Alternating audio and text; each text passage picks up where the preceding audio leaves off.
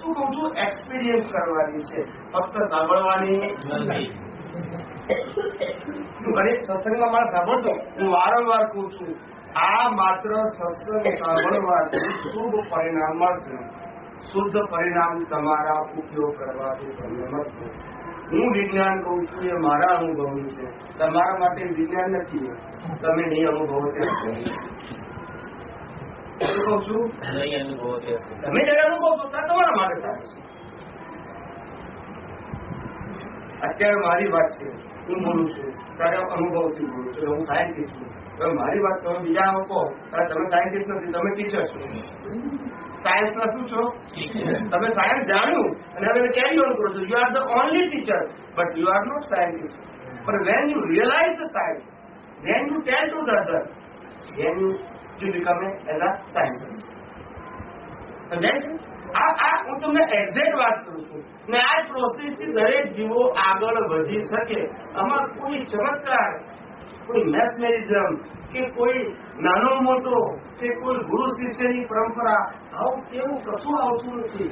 એટલે હું ખાસ કહું છું, આ કાળની અંદર આ જે કૃપા શબ્દ છે, શું છે? કૃપા શબ્દ, એનો દુરુપયોગ થયો. શું થયો? પુરુષાર્થ બંધ કરવાનો તૈયાર ભણવું જોઈએ છે.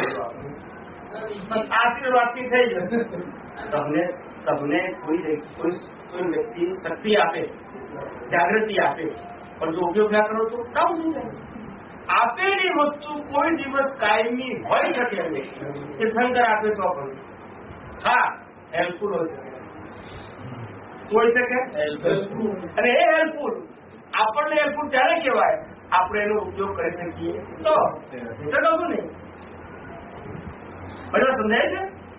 વાત સમજાય છે? આ તમને એક્ઝેક્ટ વાત કરું છું એટલે તમને ખ્યાલ આવવો જોઈએ. કોઈ વ્યક્તિ આપણને આપે ને થઈ જાય ના, હા હેલ્પ કરી શકે.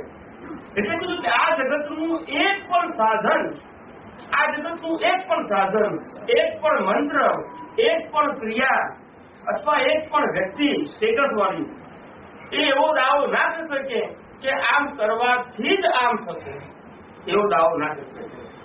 પણ સાધનો હેલ્પફુલ થઈ શકે, પણ સાધન ક્યારે સાધ્ય ના થઈ શકે. હેલ્પફુલ થઈ શકે ઉપયોગ કરો તો, પણ સાધન પોતે સાધ્યમાં કરવા ના થાય. એટલે જયારે એક્ઝેક્ટ જાણો ને ત્યારે શું થાય? ભ્રાંતિ ઉત્પન્ન ના થાય, ભીખ ના ઉત્પન્ન ના થાય, લાચારી ઉત્પન્ન ના થાય, નબળાઈ ઉત્પન્ન ના થાય. મોક્ષનો માર્ગ ખુમારીનો છે, પણ કઈ ખુમારી? જ્ઞાનની ખુમારી. મારા મારીની ખુમારી નહીં, જ્ઞાનની ખુમારી હોય.